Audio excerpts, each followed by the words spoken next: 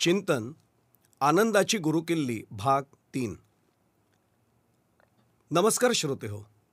इतिहासातून बोध घेऊ शकणाऱ्या व्यक्तीचा भविष्यकाळ उज्ज्वल असतो असं नेहमीच म्हटलं जातं। त्यात निश्चितच तथ्यही आहे। याबाबत कोणाचंही दुमत असण्याचं खरं तर काहीच कारण नाही। मात्र असं करत असताना अनेकांना वर्तमान काळाचं मात्र विस्मरण होत असतं। आपला भविष्यकाळ सुखकारक आणि आनंदी असावा ही प्रत्येक व्यक्तीच्या मनातली अगदी स्वाभाविक अशी अपेक्षा असते। त्यात अयोग्य असं खरं तर काहीच म्हणता येणार नाही।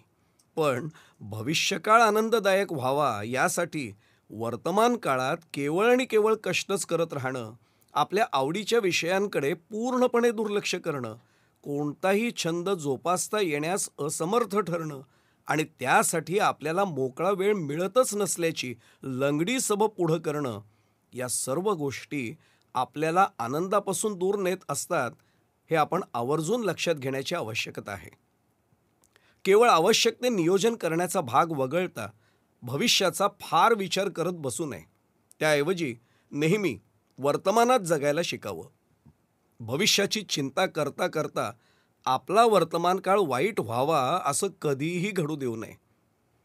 वास्तविक पाहता आपला आनंद हा बाह्य घटकांपेक्षा आंतरिक घटकांवरच अधिक अवलंबून असतो हेही अनेकांच्या लक्षात येत नाही। खरा आनंद तर आपल्या मानसिकतेवरच अवलंबून असतो। संत तुकाराम महाराज यांनी म्हणूनच तर मन करा रे प्रसन्न सर्व सिद्धींचे कारण असा उपदेश आम्हाला केलेला आहे।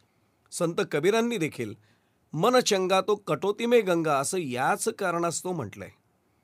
आपल्या जीवनात असलेला आनंद हा आपल्याला शोधता आला पाहिजे, किंबहुना आपण जाणीवपूर्वक तशी सवयच आपल्याला लावून घेतली पाहिजे।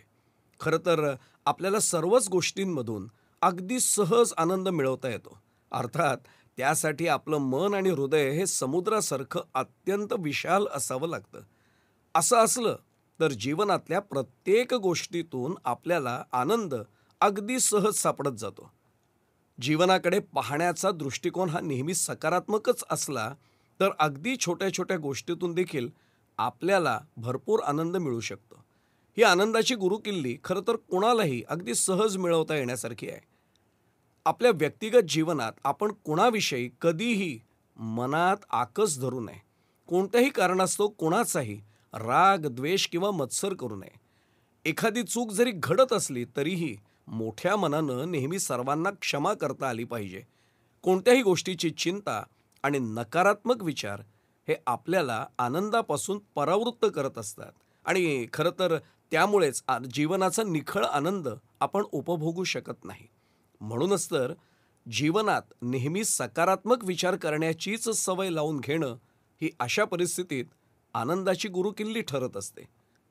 जीवनात ज्या गोष्टींचा आपल्या मनाला त्रास होतो ती गोष्ट न केलेलीच बरी ठरत असते, कारण त्यामुळेच आपल्या जीवनातला आनंद संपत जातो।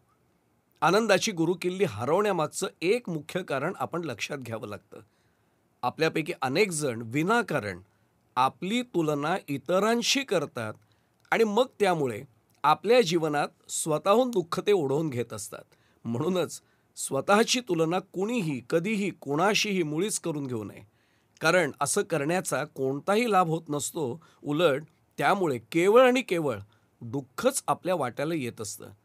आनंदाची गुरुकिल्ली शोधण्याच्या मार्गातला हा एक सर्वाधिक मोठा अडथळा ठरत असतो।